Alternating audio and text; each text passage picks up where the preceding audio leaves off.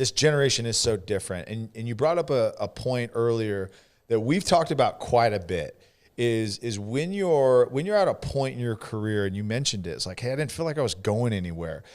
Where is that line in your mind that you say, okay, this is where I now need to pivot and go somewhere else, as opposed to continuing to push through, right? The example of a miner, he's digging and he's digging and he's digging and he's digging, and then he stops right before he gets to the diamond. So in your mind, when does that apply? I wish there was a magical formula, but I'll tell you a story of something that happened that I thought about. And actually, when I learned it, it caused me to go back and ask this question about different moments of my life. My family and I invested in Traeger in late 2013. And then in early 2014, I went to run the business as CEO. And it was an incredibly difficult experience. The majority owner and I saw the world very, very differently. And I'll leave it at that. But we had different styles and different beliefs on how to build a business and how to treat people and how to build a team.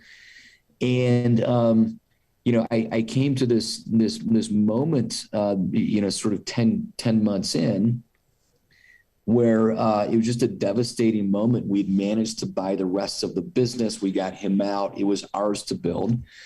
And we made a change in our business with our supply chain team. And actually, our mutual friend, Mr. Davis, arrived not long after this. But we decided to outsource our supply chain operation because that's very common in this world today, especially for a growing business. And that meant that we were going to have to let go everyone that worked in our warehouses. And so, we let them know that we gave them 8 weeks. We gave them job opportunities with UPS, who we were partnering with.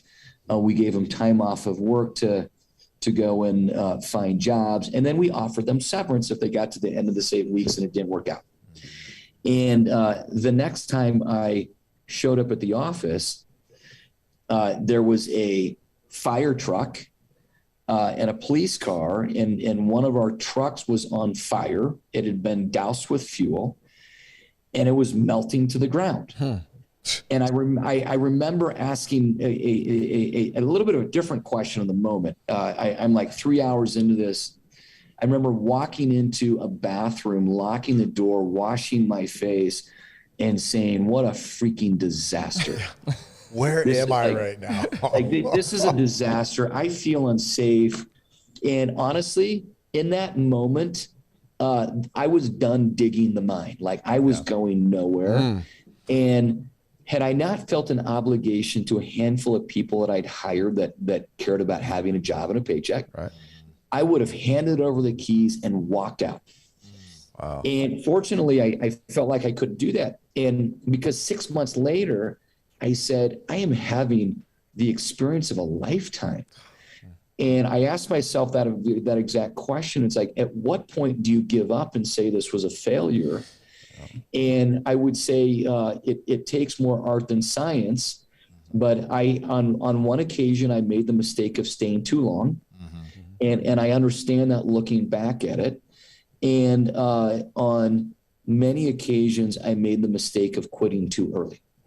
And I do have, and again, it's like there's a lot of logic that's going on up here in your mind, but there's also a lot of instinct and heart and sort of connection to your own soul that I think evaluating is really helpful. But, my experience in this case was that, as I have gone through hard things in life, and some of them you don't have a choice. I mean, like sometimes adversity is thrown at us.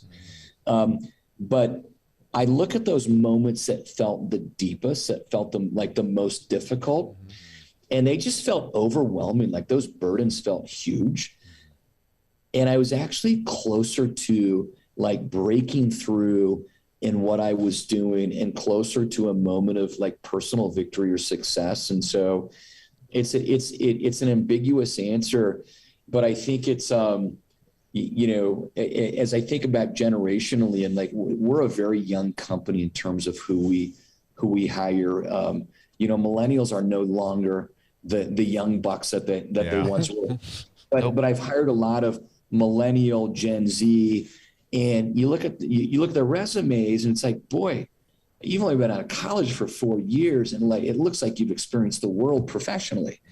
And so, they're somewhere in the balance of, I've been here 6 months and it's not working out, and I've been here 4 years and I just can't seem to find my rhythm. It's like you charge hard and then you make a decision. But I also think that one of the barometers for we oftentimes measure the wrong things, and I've learned that in my career. Good.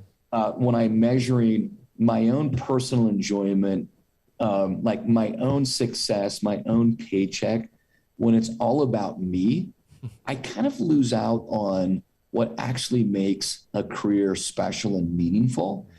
And so that's one of these changed perspective, which is when the whole world revolves around me, you kind of like, you don't want to stay and grind much longer because like the easiest thing to do is go. But that's a perspective that I think everyone's got to sort of figure out along the way.